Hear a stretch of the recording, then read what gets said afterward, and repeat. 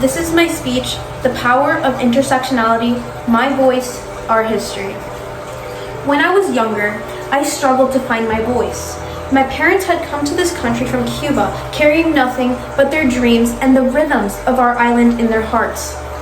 At school, English felt like a wall between me and my classmates. I couldn't understand all the words they were using, and sometimes I felt like my voice didn't belong.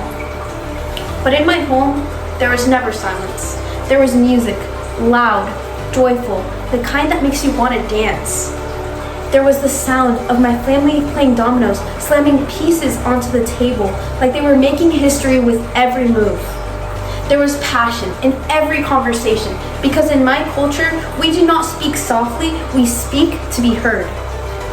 And now, here I am, a writer, a speaker, a debater.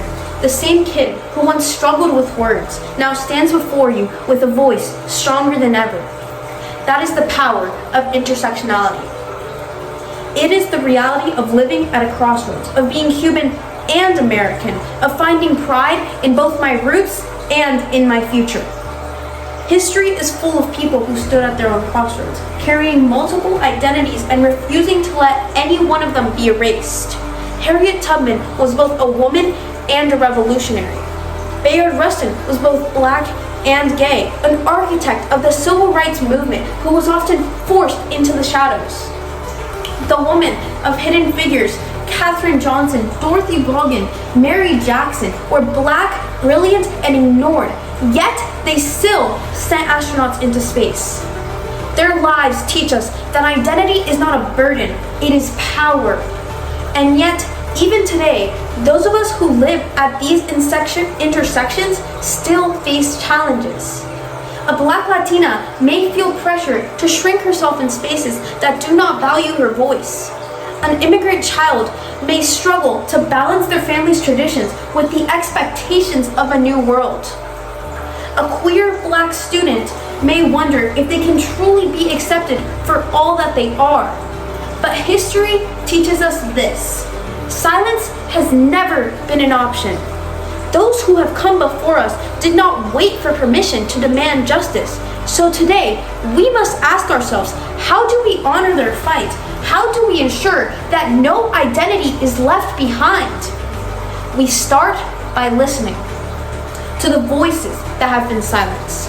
We start by recognizing that diversity is not just something to tolerate, but something to celebrate. And we start by understanding that true justice is not won when one group rises alone, but when we rise together. I know this because I have lived it. My voice, once uncertain, is now unshakable.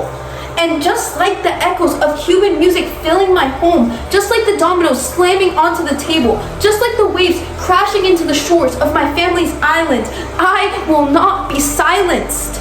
Intersectionality is the heartbeat of progress. It is the bridge between struggles. It is the truth that freedom is not freedom if it is not for all. So let us not just learn history, let us live it. Let us build a world where no identity is a barrier, where no voice is unheard. Because when we embrace all parts of who we are, we do not divide, but we multiply our power. And that is how change is made. Thank you.